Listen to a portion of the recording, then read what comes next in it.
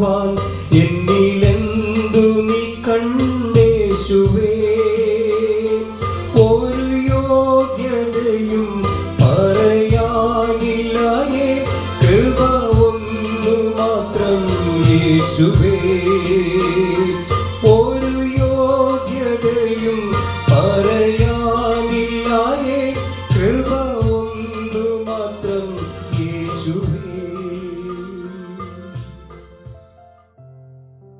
ദൈവനാമത്തിന് മഹത്വമുണ്ടാകട്ടെ.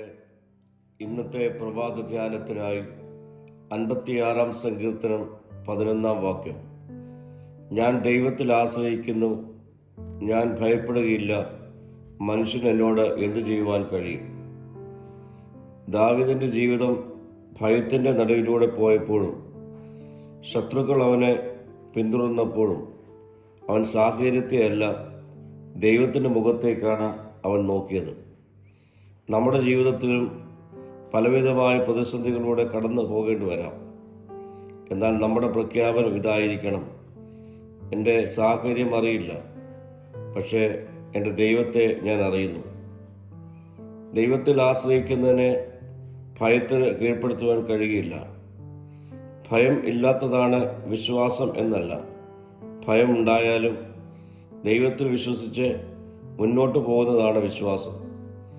നമ്മുടെ ശക്തി കുറഞ്ഞാലും ദൈവത്തിൻ്റെ ശക്തി കുറയുന്നില്ല. മനുഷ്യരുടെ സഹായം പരിമിതമാണ്, എന്നാൽ ദൈവത്തിൻ്റെ സഹായത്തിന് പരിധിയില്ല. മനുഷ്യനേക്കാൾ ദൈവത്തെ ഭയപ്പെടണം. മനുഷ്യർക്ക് നമ്മുടെ ജീവിതത്തെക്കുറിച്ച് അഭിപ്രായങ്ങൾ പറയാം, നമ്മെ നിരസിക്കാം, നമ്മെ വിമർശിക്കാം, ഉപദ്രവിക്കാം. എന്നാൽ നമ്മുടെ അന്തിമ സുരക്ഷ മനുഷ്യരുടെ കൈകളിലല്ല, ദൈവത്തിൻ്റെ കരങ്ങളിലാണ്. അതുകൊണ്ട് മനുഷ്യരുടെ വാക്കുകൾക്കനുസരിച്ച് ജീവിക്കാതെ ദൈവത്തിൻ്റെ വചനത്തിനനുസരിച്ച് നമുക്ക് ജീവിക്കുവാൻ കഴിയണം. ഇന്നത്തെ വേദഭാഗം നമ്മെ പഠിപ്പിക്കുന്നത് സാഹചര്യങ്ങൾ മാറിയ ശേഷം വിശ്വസിക്കാനല്ല, സാഹചര്യങ്ങളുടെ നടുവിൽ തന്നെ ദൈവത്തിൽ വിശ്വസിച്ച് അവനിൽ ആശ്രയിക്കുവാനാണ്. ഈ പ്രഭാതത്തെങ്കിൽ നമ്മുടെ ഹൃദയങ്ങളിൽ നമുക്ക് ഉറപ്പിക്കാം: ദൈവത്തിൽ ഞാൻ ആശ്രയിച്ചിരിക്കുന്നു, അതുകൊണ്ട് ഞാൻ ഭയപ്പെടുകയില്ല.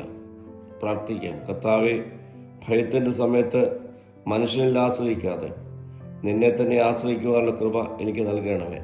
മഹത്വം നീ എടുക്കണം. യേശുവിൻ്റെ നാമത്തിൽ തന്നെ. ആമീൻ.